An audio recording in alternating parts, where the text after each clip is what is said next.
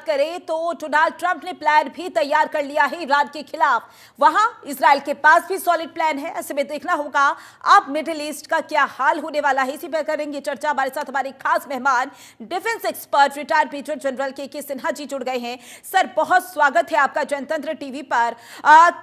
Donald Trump का अचूक plan Iran के खिलाफ, इसको किस तरीके से देख रहे हैं आप? माधुरी जी, जय हिंद जी।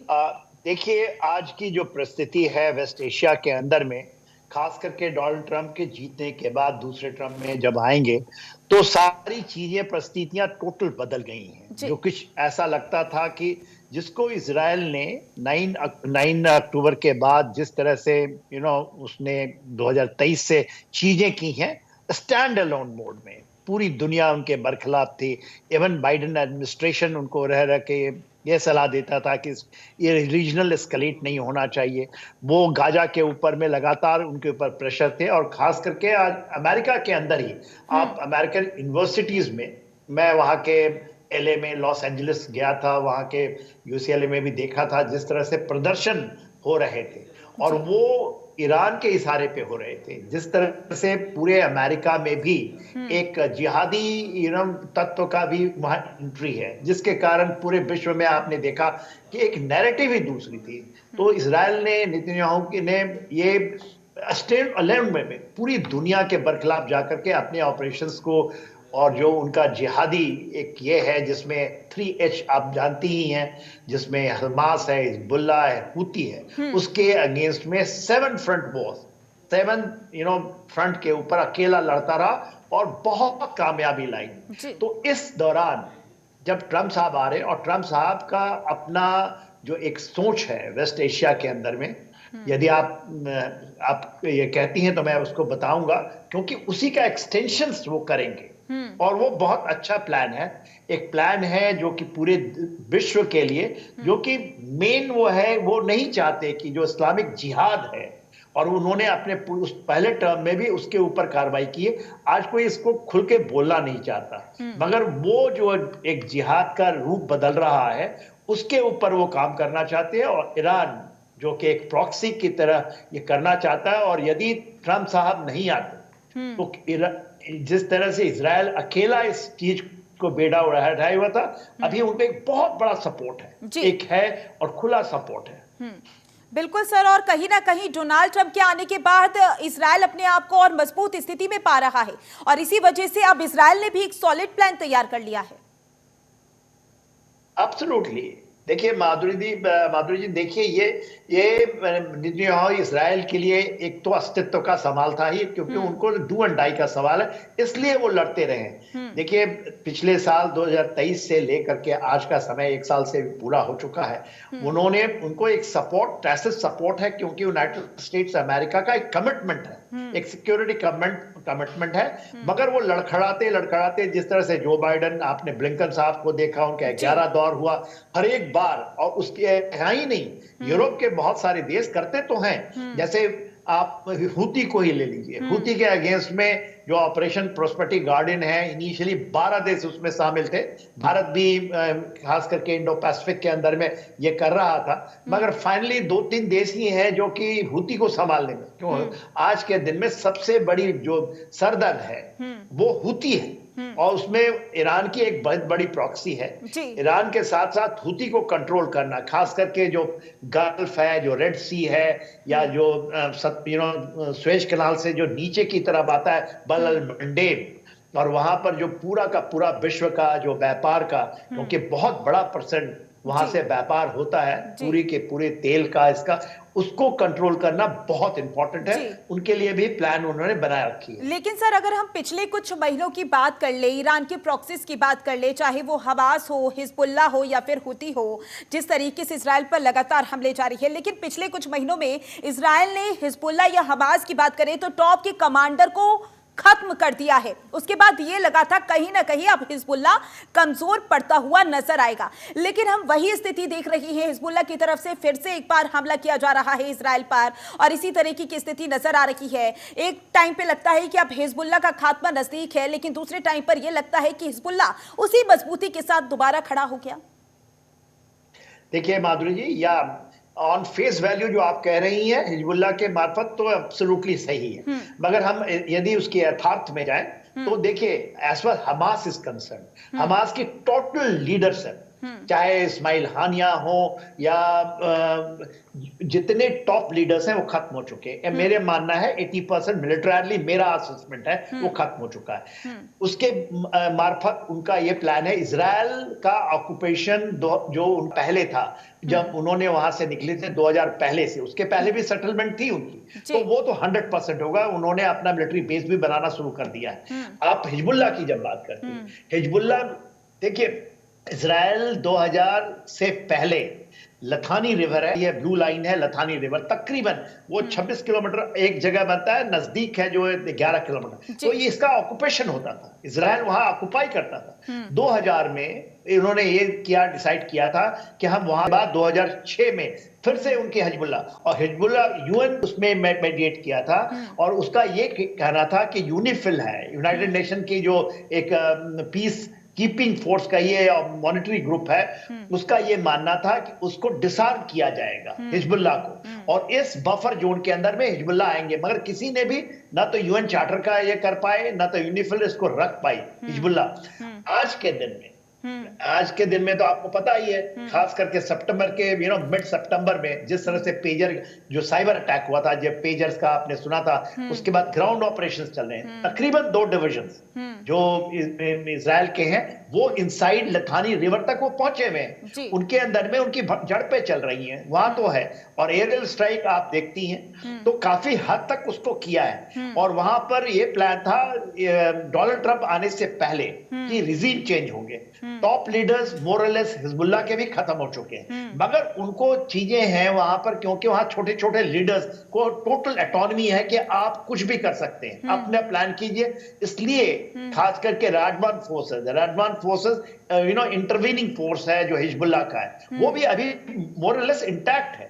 और खास करके आप बेका वैली को लीजिए, पीछे का इलाका जब हम बात करते हैं, बिरबिल का इलाका है, बिका का इलाका है, उस इलाके में क्योंकि डिस्टेंस है, उसको एरियल से आप पूरा तबाह नहीं कर सकते।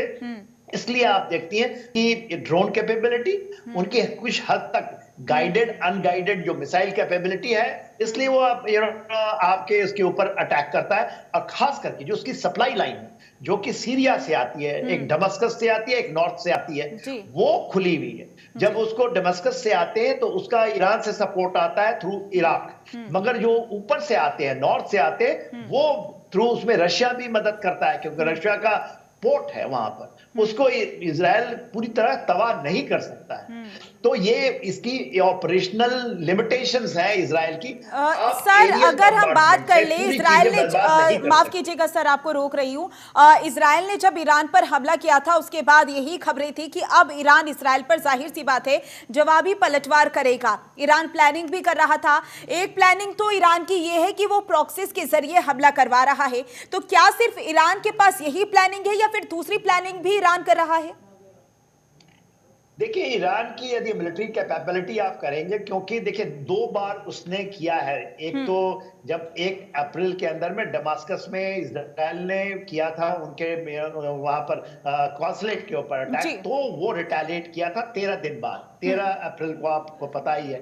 दूसरी बार जब उन्होंने हिजबुल्लाह के कमांडर को मारा, इस्माइल हानिया को मारा, तो 27 तारीख को जब हिजबुल्लाह का नजरुल्लाह मारा गया था, उसके बाद उसने 1 अक्टूबर को किया था पलटवार। उसके जवाब में जब इजराइल ने 24-25 की रात में जब उसको अटैक किया अक्टूबर की रात में, वो इतना डेवास्टेटिंग था। 100 टारगेट्स को उन्होंने, 100 एयरक्राफ्ट गए, एक भी हिट नहीं कर पाया, पूरा उनका एरियल डिफेंस बर्बाद कर दिया। उनकी मिलिट्री कैपेबिलिटी के ऊपर में जो डिफेंसिव कैपेबिलिटी है, जो एयर से बती सिस्टम हम जिसको कहते हैं, उसको एक एक तबाह कर दिया, इंक्लूडिंग उनके S-400 की एक बैटरी हुआ करती, तो उसको अप्रैल में तबाह किया। तो इजराइल की जो IRGC है, उसको ये पता है कि हमारे पास कैपेबिलिटी है, उनके पास है जखीरा, उनके पास ऐसा माना जाता है, ऐसा आकलन है कि एक लंबा जखीरा है जो कि उनके पास एक वो जो इसको हाइपरसोनिक कहते हैं, हाइपरसोनिक मिसाइल्स है, उससे वो करता है। मगर 2 बार करने के बाद भी स्ट्रक्चरल डैमेजेस हुए हैं। वो कोई खास नहीं, एक बार तो 300 प्लस में, दूसरे बार करीब 200। क्योंकि सर आपने हाइपरसोनिक मिसाइल की बात कही है, तो सर खबरें ऐसी भी हैं कि ईरान एक बार फिर से हाइपरसोनिक मिसाइल से हमले करने की तैयारी में है तो कहता है, मगर हिम्मत नहीं पड़ रही है जी। हिम्मत नहीं पड़ रही। इसलिए आप देखिए, डोनाल्ड ट्रंप के आने के पहले, रिजल्ट के आने के पहले, 5 नवंबर का जो दिन था, वो उसके कहता है उसके पहले करेंगे, आज करेंगे, कल करेंगे, रिजल्ट आने के पहले करेंगे, बाद में करेंगे। ये बातें वो करता है और दुनिया जानती है, जो मिलिट्री एक्सपर्ट्स हैं, हम लोग भी जब आकलन करते हैं, तो आज यदि वो करता है, देखिए इजराइल के पास सबसे बड़ी चीज है, उसके पास न्यूक्लियर वेपन्स हैं, 80 के तरह अनडिक्लेयर्ड वेपन है। यदि उसके अस्तित्व को, और इजराइल कितना छोटा है, एक तकरीबन वो 420 किलोमीटर लंबा है और 150 किलोमीटर तकरीबन चौड़ा। उसके अंदर में उसकी जो एडी सिस्टम बहुत पुख्ता है। ठीक है, उसको भेजती हैं आयरन ड्रॉम, जो आप 4 लेयर डिफेंस जो डेविड स्लिंग्स हैं, अभी तो थाट भी आ चुका है। इसके अलावा दूसरे उसको एयर डिफेंस, तो ईरान इस बार यदि करता है तो ये आप मान के रखिए कि ईरान पूरी तरह से इजराइल उसको तबाह कर देगा। 80%, पहले 30% था, तकरीबन 40% जो अमेरिकन नेवल एसेट्स हैं, वो पर्शियन गल्फ में, आपके रेड सी के ऊपर, मेडिटेरियन के ऊपर लगे हुए हैं। तो ईरान के तो पैर की जमीन से कहना और करने में बहुत अंतर है, नहीं कर पाएंगे। और यही कारण है कि उनके आईआरजीसी के कमांडर भी एलन मस्क कहती हैं, आपने अभी दिखाया ना पूरे, जैसे आपने अपने दर्शकों को बताया, तो वहां पर वो मिलने चले गए। वो गए थे न्यूयॉर्क में, तो उसके एवज में 1 घंटे की मीटिंग हुई है। और तख्ता पलट में, क्योंकि ईरान के अंदर में सब चीजें, ऐसा लगता है कि अयतुल्लाह खुमैनी साहब, आईआरजीसी के कमांडर, देखिए कासिम सुलेमानी को डोनाल्ड ट्रंप के कहने पे 2020 में मारा गया था। और कैसे मारा था, जब इराक से निकल रहे थे वो, तब उनके ऊपर में वही ड्रोन का हमला हुआ, उसके बाद मारे गए। तो ईरान को पता है कि यदि हम अपनी बर्बादी करेंगे, ठीक है, उसको एक टैसिट सपोर्ट है रशिया का, उसको एक टैसिट सपोर्ट है चाइना का, मिलिटरिस्टिक, पर कोई देश उसके साथ आके लड़ेगा नहीं।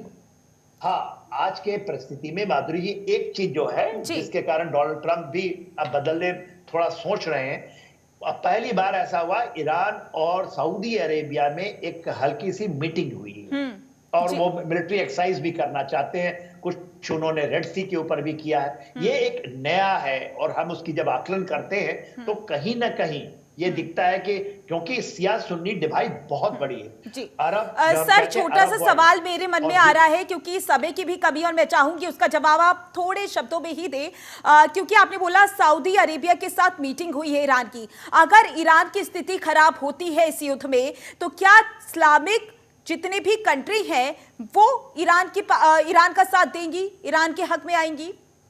कभी नहीं, कभी नहीं। शिया सुन्नी डिवाइड इतना ज्यादा है, उसको अरब कहते हैं, उसको पर्शियन कहते हैं, उसकी डिवाइड इतना ज्यादा है, किसी भी हालत में। हाँ, पेरिफेरली आपको दिखाई देंगे कि दिखेंगे। देखिए, कतर तो अब ये कह दिया कि पूरा ऑर्डर दे दिया कि हमास के जितने भी लोग हैं, आप कतर को खाली करो। डोनाल्ड ट्रंप के आने के बाद हुआ ना, उनको एक गया मैसेज, और वहां पर अमेरिका का बहुत बड़ा बेस है, इब्राहिम अकॉर्ड हो रखा है, मगर उनको अपना खलीफियत चाहिए। देखो, आपको सऊदी अरेबिया को भी चाहिए कि आज जो एमबीएस हैं वो भी सोचते हैं कि, मगर एमबीएस का जो सपना है ईरान पूरा नहीं कर सकता। वो किसी भी हालत, देखना होगा अब आने वाले समय में किस तरीके की स्थिति बनती हुई नजर आएगी, और मिडिल ईस्ट का आने वाले समय में क्या हाल होने वाला है, क्योंकि जिस तरीके से अब डोनाल्ड ट्रंप के द्वारा प्लान तैयार किया जा रहा है और इजराइल के पास सॉलिड प्लान है, ऐसे में देखने वाली तस्वीरें होंगी, क्योंकि अभी तक की जो हमने तस्वीरें देखी हैं